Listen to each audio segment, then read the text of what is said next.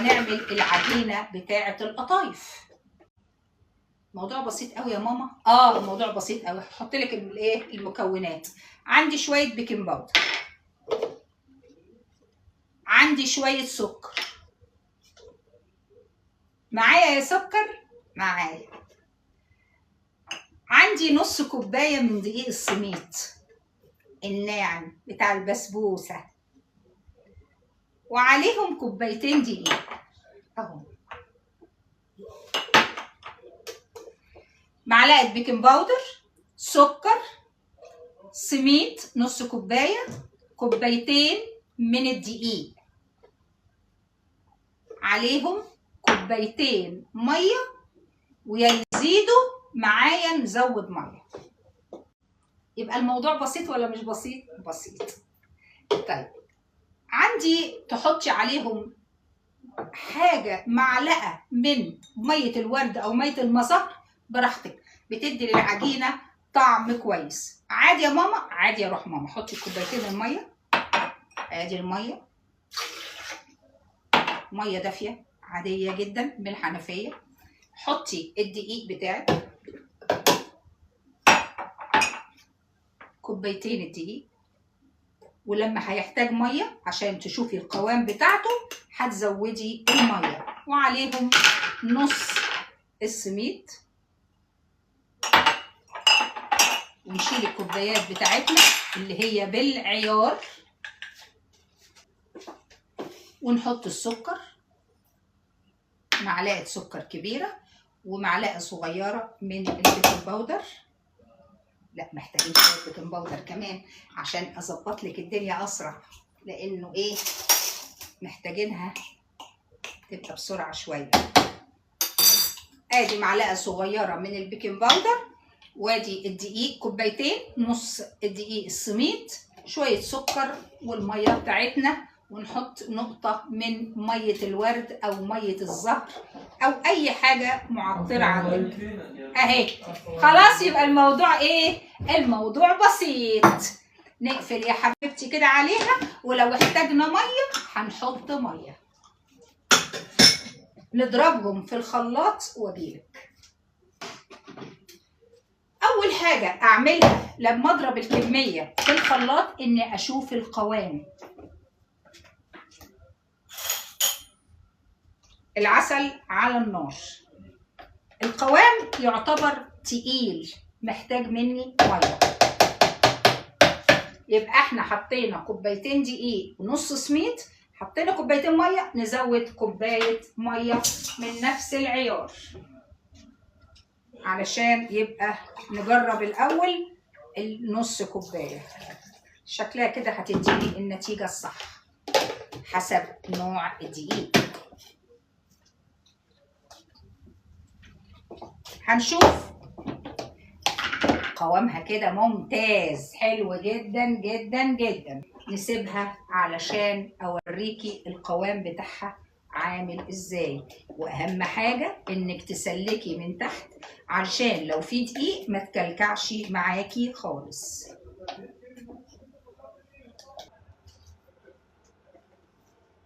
حضري فوط المطبخ علشان هنبتدي نعمل القطايف.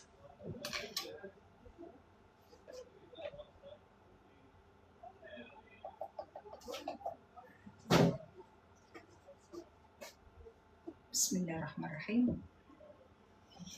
أمرة وأمورة، يلا بينا. بسم الله الرحمن الرحيم. بسم الله.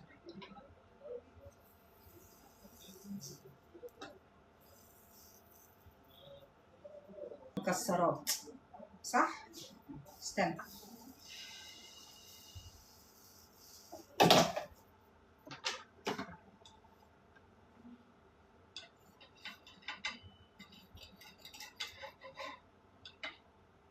حلو اللون، كفايه عليها كده.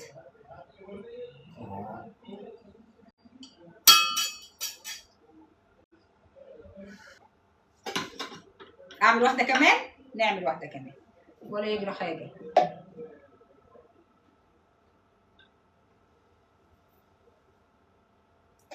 ايه يحصل ايه؟ هناكل يعني هناكل دلوقتي. هناكل دلوقتي. يلا شيل التاني. اهي.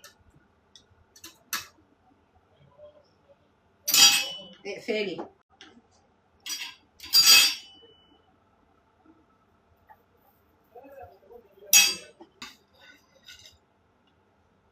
يا سلام، شايفين؟ شايفين اللون ولا مش شايفين؟ هنحط هنا، خلي دول هقليهم. هنيجي نحط هنا شوية من الزيت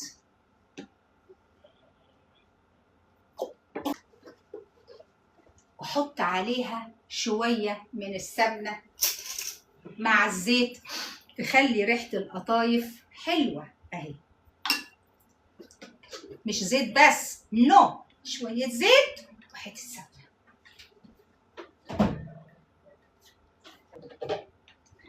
خلي الزيت على النار واوريكي الحشوة بتاعتنا. ادي القطايف بتاعتي اهي. هنيجي بسرعة يحكي ليه ونقفل بسرعة. قفلي قفلي قفلي القطايف بتاعتك، قفلي قفلي اهي.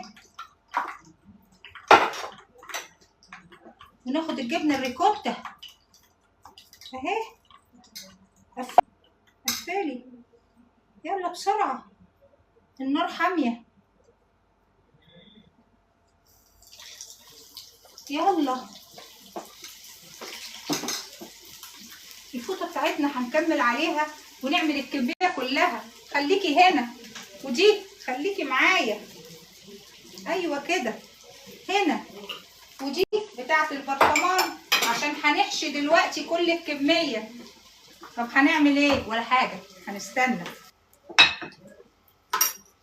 ونقلب ونقلب ونقلب ونجيب المقصوصة الصغننة مش الكبيرة.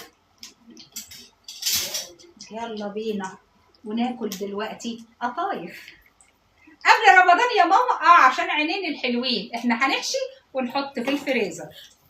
ريحة السمنة البلدي ايه، مش عايزة اقولك. واوريكي عشان اوريكي بتاكليها ازاي، مش تقومي رمياها في العسل، نو. بدل ما تاكلي واحدة كلي 2 عشان هيكون عسلها خفيف. معايا ولا مش معايا يا بنات؟ عشان قربنا نخلص. معايا ولا مش معايا؟ معايا.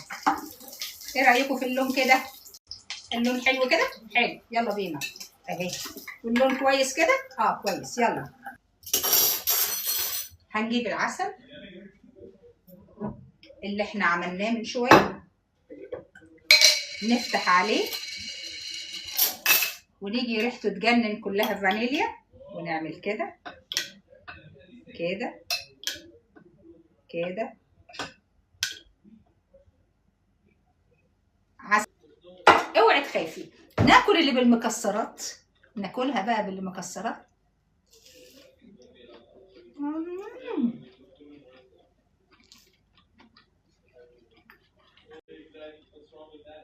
العسل بالراحه، ما تسقطيهوش في العسل كله. القطايف ما تحطيهاش في العسل. ليه؟ هتشرب عسل وهتطرى كده، تفضل